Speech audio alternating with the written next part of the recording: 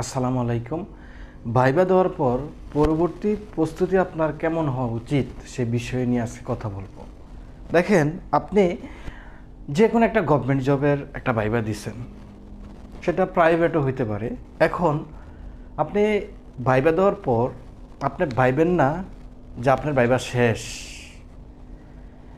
আপনি ভাইবাতে যদি কিঞ্চিত পরিমাণ কোনো মিথ্যা কথা বলে থাকেন, সেটাও যাচাই করা হবে, সেটাও আপনাকে তারা অনুসন্ধান করবে, তদন্ত করবে।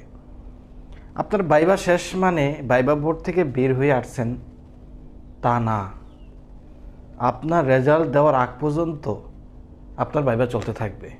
কীভাবে আমি সেটা কীভাবে বলবো, সেটা হচ্ছে ধরেন আপনি যেই জায়গায় ধরেন আপনি ঠিকানা দুইটা দিছেন, একটা ঠিকানা হচ্ছে আপনার অস্থায়ী ঠিকানা, একটা হচ্ছে আপনার স্থায়ী ঠিকানা। মোটামুটিভাবে অন্য কোনো একটা পেশায় আপনি আছেন, অন্য একটা ডিস্ট্রিক্টে আপনার নিজের জন্মস্থান ছাড়া, যেটা আপনি অস্থায়ী ঠিকানা দিয়েছেন, সেখানেও কিন্তু আপনার ভাইবা হবে।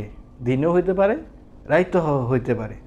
সেটা কোনো তদন্ত কমিটি অথবা কোনো গোয়েন্দা সংস্থা সেখানে কিন্তু কাজ করতেছে, আপনার কাছে কথা বলতেছে, আপনাকে দেখতেছে, বুঝতেছে, হয়তো আপনি কিছুই বুঝতে পারতেছেন না, কিন্তু আপনার ভাইবা চলতেছে। তো আমি একটা কথা বলবো, সেটা হচ্ছে যে আপনি যেটা করেন, অর্থাৎ কোনো মিথ্যা কথা, কোনো মিথ্যা তথ্য ওনাদেরকে দেওয়া যাবে না।